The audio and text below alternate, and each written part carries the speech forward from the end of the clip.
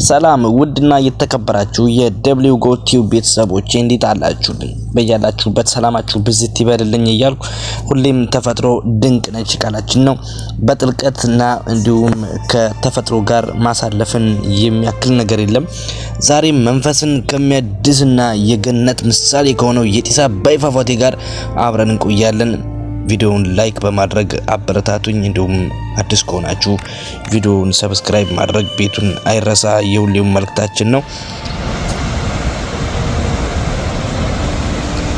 ጢስ አባይ ፏፏቴ በጢስ አባይ ከተማ ወይንም ከባህር ዳር በስተምስራቅ በኩል 30 ኪሎ ሜትር ርቀት ላይ የሚገኝ ፏፏቴ ነው።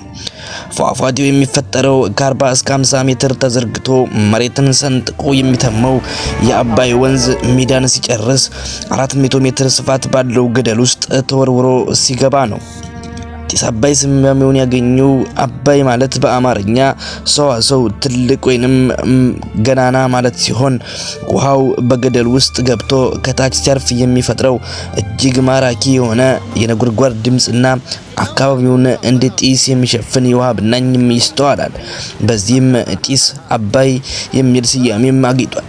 በተወሰነ ጊዜ ልዩነትም ብልጭ ድርግም እያለ የሚጠፋ የሚስተዋል ቀስተ ደመናም ይታያል። ከዋና ከተማ ባህር ዳር ተነስቶ ወደ ጢስ አባይ ከተማ የሚሄድ የመኪና መንገድ ያለ ሲሆን ከከተማው አንስቶ ደግሞ ወደ ፏፏቴው ለመሄድ ሁለት አማራጮችን መጠቀም ይቻላል። አንደኛው አማራጭ ከከተማዋ 1.5 ኪሎ ሜትር በመኪና ከተጓዙ በኋላ ቁልቁለትና ቀበት የሆነውን መንገድ የእግር መንገድ ለደቂቃ ያክል ተጉዘው ከሚያስደምመው ፏፏቴ ጋር መድረስ ነው።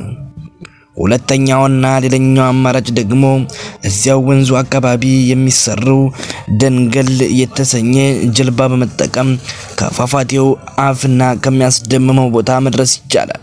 በዚህኛው አማራጭ ግን ከ30 እስከ 40 ደቂቃ ብቻ ይወስዳል።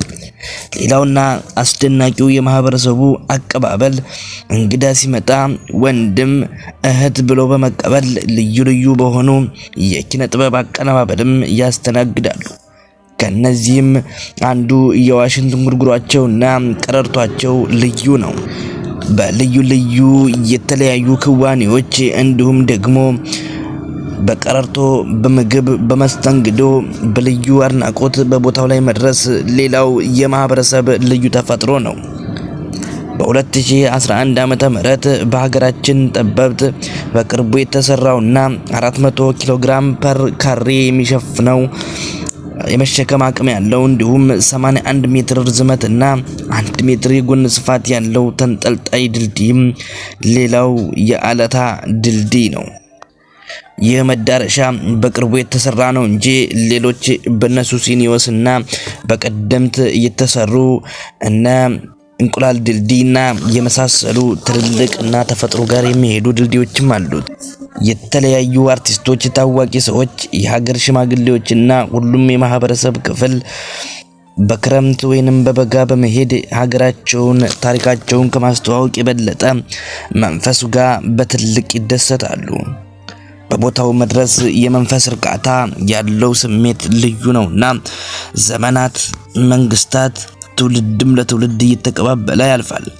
የማያልፈው የጢስ አባይ ፏፏቴ ግን ዛሬም ከነሙሉ ክብሩ በተንጣለለው ፏፏቴ ላይ መትመሙን ቀጥሏል። ዛሬ ስለ ፏፏቴው ትንሽ ነገር አልናችሁ እንጂ በዚህስ ቦታ የሚያስደምሙ ብዙ ነገሮች አሉ።